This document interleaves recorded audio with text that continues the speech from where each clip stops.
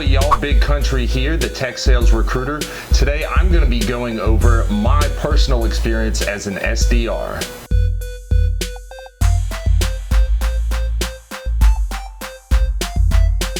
If you're new to my channel, my name is Big Country. I'm a technology sales recruiter. I spent about 1 year and 5 months as an SDR before doing what I do now.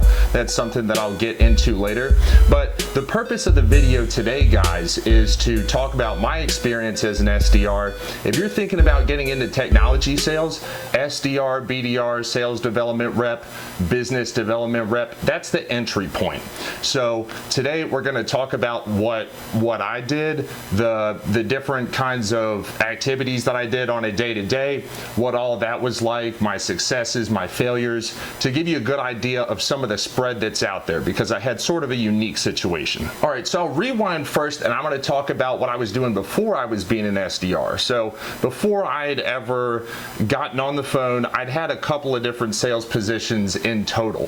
So when I was in college, I did a little bit of Cutco sales, vector marketing, shouts out. Great program, by the way. I highly recommend if you're just wanting to get your feet wet in sales, or if you need a job while you're in college, highly recommend checking out vector marketing and getting hooked up with your local district manager. Outside of that, I'd also done some fundraising in the past when I was a kid, so natural salesman in me, what have you. After that, I had done a little bit of retail sales at Guitar Center, and I'd also promoted my own product and my own services that I was doing with a doctor, just on my own time, trying to start a business that way. So fast forward to what was going on just before. So I became an SDR officially in February of 2020, and that was a really good time to start, because prior to that, I'd been doing a bunch of odd jobs and wasn't making any money whatsoever. So I was like, yo, let me do some personal training, and I always sort of had an entrepreneurial mindset. What I was thinking is that, yo, I like being in shape, I like working out, and then at the same time, maybe if I'm a personal trainer, I can sell my own service and then develop 2 awesome skills at one time and make a bunch of money that way. Harsh reality was, when I was in a big box gym, I'd already dropped $1,500 on a NASM certification, and I was making at most 12 bucks an hour. And I live in Falls Church, Virginia. That is not a cheap county. That's the most expensive county in the United States, which I don't believe all the time, but that's what Google says. That's what I'm going with. Not affordable living.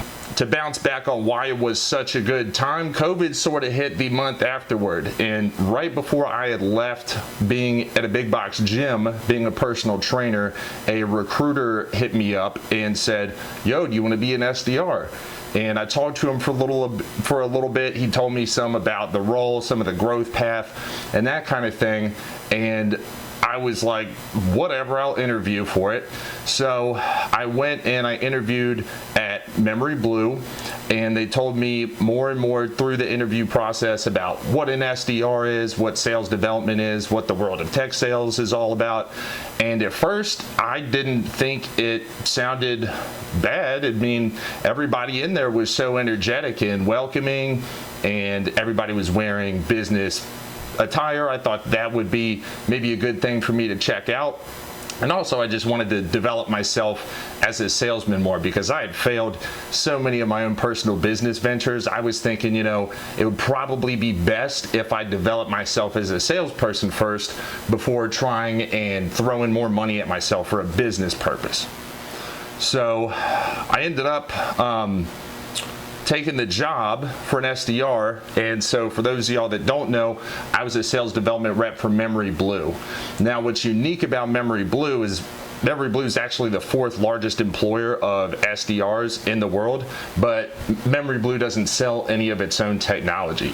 So what you can look at it as a lead gen company, an outsourced SDR shop. Basically, tech companies pay MemoryBlue to have people who work at MemoryBlue book meetings to help their sales teams for those respective tech companies. So when I first started out, I was going through the training program, did my regular employee onboarding, getting my email account set up, and doing the training program. Great training program.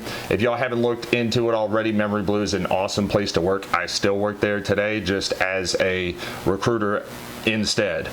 Now, when I first got started, we have what's called you're assigned to a client or a campaign. Now, the first campaign that I was assigned to was a nonprofit fundraising technology for enterprise level nonprofits. So think American Cancer Society, Boys and Girls Club, March of Dimes, all of those. Those were my target market who I was trying to book meetings with. Directors of development, IT people too, people in charge of fundraising for those companies, particularly for special events. So very quickly I got assigned to the campaign with this client. And I got to meet the account executive who I'd be working directly with, met the CRO. We would meet up with them on a weekly basis, and my targets were going after 5 million and above in annual revenue, nonprofit companies that use one of the competitors that we had in the thing. So what my day-to-day would look like is, at least to start anyways, for the first 90 minutes of the day, I would be cold calling. So, just churning them out, trying to book meetings over the phone. After that, and that was between 8:30 and 10. So that's what we call a blitz. That's a ubiquitous word across sales development programs, business development teams, everywhere. Your blitz time. A lot of times it's at the beginning and the end of the day. Reason for that being is lots of decision makers show up or start working a little bit earlier and leave work a little bit later. So if you start early, 8:30, especially if you're on the East Coast, you can catch a lot of these decision makers before they get to the office, before they start their day, and then leave in at 5, especially if you're on the East Coast calling into the West Coast. You can be there a little bit longer so that you can catch people before they wrap up their day and leave. So that's blitz time between 10 and for the next, we'll call it an hour or so, I would be doing list building. So that's me prospecting, finding target accounts, and finding personas or the key people that I would be going after trying to book meetings with. So I would be using LinkedIn Sales Nav, Google, just to identify who might be a good company to go afterward. Then I would pull up Sales Nav or LinkedIn Sales Navigator, find out who the right people that I want to talk to I would filter by job title, company headcount, that kind of thing. After that, I would go to, we use ZoomInfo. It's a contact search tool. That was the one. It's pretty ubiquitous as well. Lots of teams have it. There's other ones out there, but that was how I would grab people's contact information. So what I would do at that point, go to ZoomInfo, copy and paste names, contact information, phone number, email, that kind of thing into an Excel sheet, format it just right, upload it to Salesforce, and then we had an auto dialer called FrontStream that's what we could make phone calls through. After that, on a daily basis, this is sort of averaging everything together, but once I had gotten my list built for the day, I would send out mass email blasts. Now, there were times during the first 6 months where I would try really targeted campaigns. We, fortunately, because the COVID pandemic had hit, not gonna say fortunately, but fortunately for me anyway, what my client had just come out with prior to COVID coming out with was an excellent virtual fundraising program where you could sign up and you would have a digital avatar, and if you were doing a 5K or something like that, it was basically a video game version of that. So really great timing on their end. And what I was able to do was I would go on Google and search, okay, who normally has a 5K in August? And so I would search those companies, and so I would look for them in, let's call it March or something like that.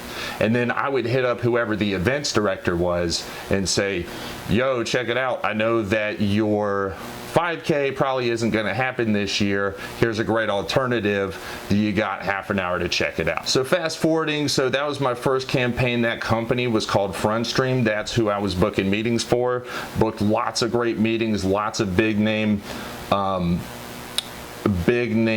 charities and nonprofits, and I attribute a lot of my success on that first campaign, my first 6 months as an SDR, to writing really good emails and also doing email cadences. So virtually every meeting I booked for the first 6 months as an SDR was strictly through email. Now, after that campaign ended, I was put on another one with a company called VitusVet. Now, if you haven't heard of it, VitusVet is a communications tool and payment solution for veterinary practices. And my job, and the unique thing about that was it's a totally different clientele, totally different product, totally different clientele. And what the situation was is that vet practices, and it's not just vet practices, it's dental clinics, it's doctors. There's what's called purchasing groups, where you subscribe to a purchasing group and then you get regular discounts on medical supplies, on software, on all types of different things. And if you've ever been in that world before, you might have heard of Henry Schein, Covera, I believe, Avamark. Anyway, there's a lot of big name resellers that do newsletters and do updates and special deals. For VitusVet in particular, they had just recently partnered with a purchasing group called PSI. And so through PSI, about 500 different vet clinics in the United States could get a discount on VitusVet. The trouble is that a lot of people don't know about VitusVet. It's really hard to get vets or the business owner on the phone, because a lot of times that person is the head vet or they're in the middle of cutting up a cat or something. So it can be really difficult to get in touch with that person. Third thing, and what was significantly different about that campaign over my last one, was that emails did not work. Vets, doctors in general, don't look at your email, especially if it even begins to smell like a sales email. So my job was strictly over the phone, going through each contact that I had in my list. I would do it by state and by time. I had learned to figure out what time surgeries are normally scheduled at, and then I would try to call the vet clinic before or after that. One of the things I attribute, because I was also very successful on that campaign as well, I think what I did really well was I would call somebody. So I would call up the vet clinic, I would look up their number. If I could find, each time I would go on the website. If I went on the vet's website, I could see if there's maybe a cell phone or a direct line for the vet. And that's the other thing too, is you can't find a lot of small businesses. So if you've ever heard the term SMB, small to mid-sized business, this was a small to mid-sized business sell, the opposite of what I've been doing earlier. With small to mid-sized businesses, if you're ever an SDR or a BDR for that type of a thing, it's probably going to be a more phone heavy role. You're going to be dealing probably with more gatekeepers and trying to figure out how you can get in touch or appeal with whoever's in charge of the mom and pop operation over there. So with VitusVet, what I would do is normally I would call up the vet clinic, and then they would say, "Hi, thank you for calling blank blank blank." And it got to a point where I'd made so many phone calls to different vet clinics where I could begin to tell if the person answering the phone had any kind of authority. And normally what I would do is I would say, "Hi, this is Aaron with VitusVet.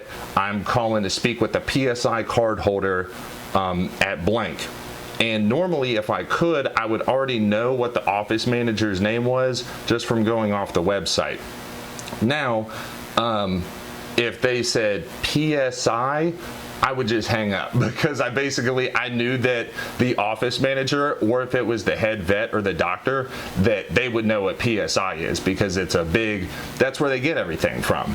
So I would hang up, and reason for that is you could just dial and try to work your way and leave a message for somebody all the time, but it's not worth it. And if you try to get Cindy at the front desk, and she's a receptionist, she doesn't do anything else, and she goes to get Dr. Johnson or whatever, Dr. Johnson's not picking up the phone for VitusVet. He doesn't know what that is.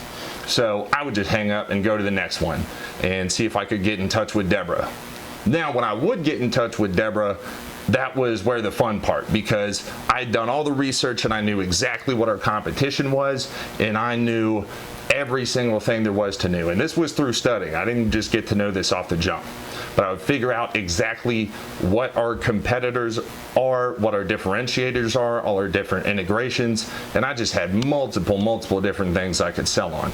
So at some point, typical objection I would get is, yo, can you send me an email? And then I would say, look, an email might be great, but what would you want to see in it?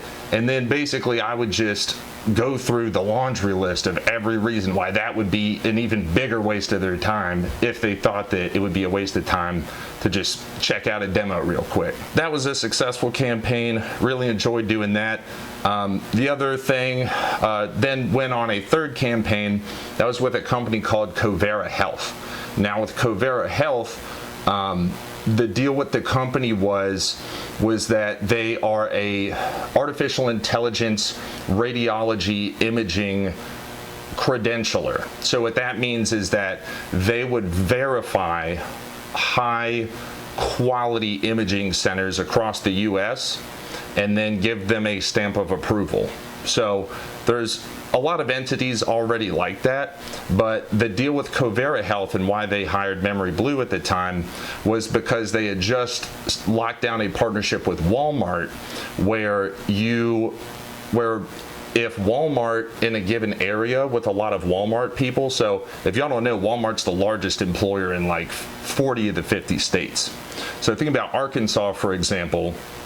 If you are a radiology clinic or you have an MRI machine over there and you get the stamp of approval from Covera Health, you get to be the exclusive center of excellence that all of the Walmart employees come to for their imaging purposes.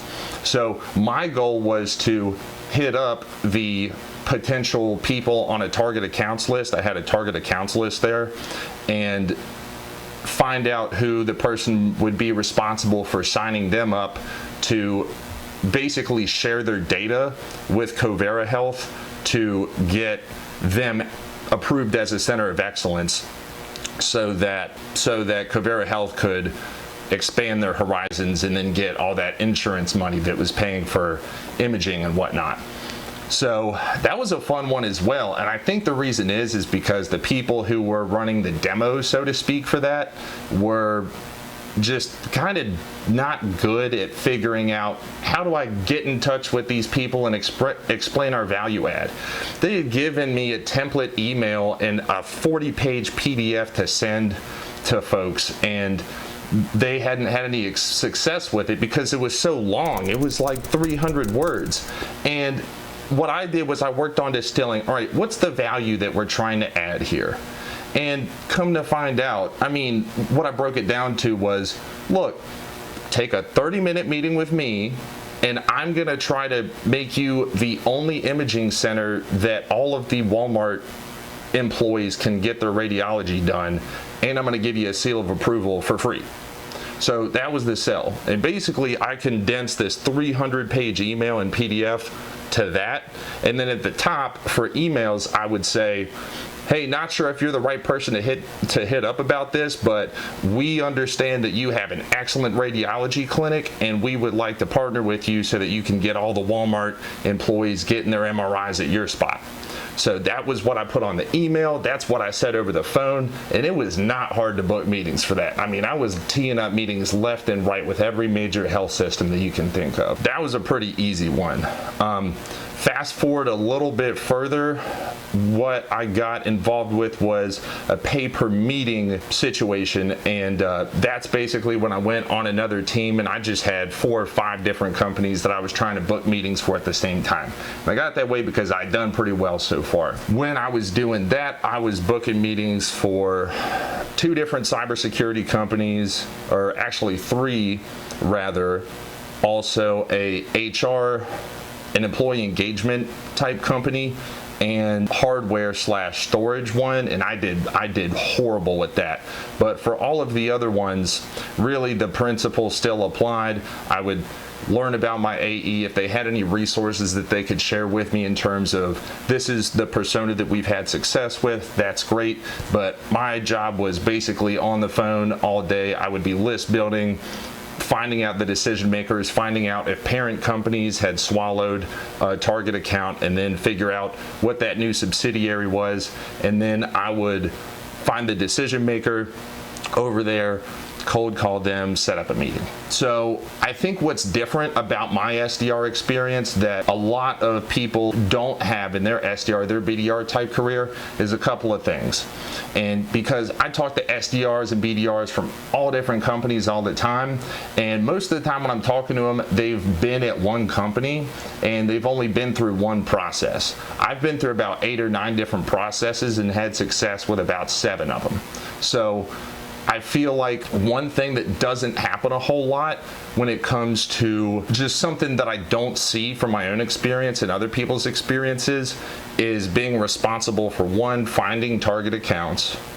So a lot of times sales operations will do that for you. Finding contact information, that's something that's a little bit more common. I think most SDRs and BDRs are responsible with finding their own contact information using Sales Nav, LinkedIn, that kind of thing. And then the other thing would be writing your own emails and setting up your own cadences. So that was something that I was doing a lot of my own self. So I had a great time. I mean, I was able to use a lot of my own brain. I was able to be creative every single day. Every single day was a new day with a new challenge and something new to try out. So I had a blast. I mean, sometimes I want to go do it some more. So I had a really great time being an SDR. Basically what had happened is how it is with MemoryBlue. At 15 months, you have the option to go interview elsewhere and get hired for free. You get basically me to help you out, find you a job with another company. There's a handful of other things you can do. I can address that in a later video, but I had been approached about becoming a recruiter on the talent team. He broke down my current manager, he brought up what all the perks were and all the money that could be made and just the more responsibilities that I would be given. So that's what I elected to do, and that's something that I'll talk about in a later video. But anyway, guys, if you have any questions about SDR, BDR type stuff, what it means to be in tech sales, leave a comment down below and I'll try to get to it as soon as possible.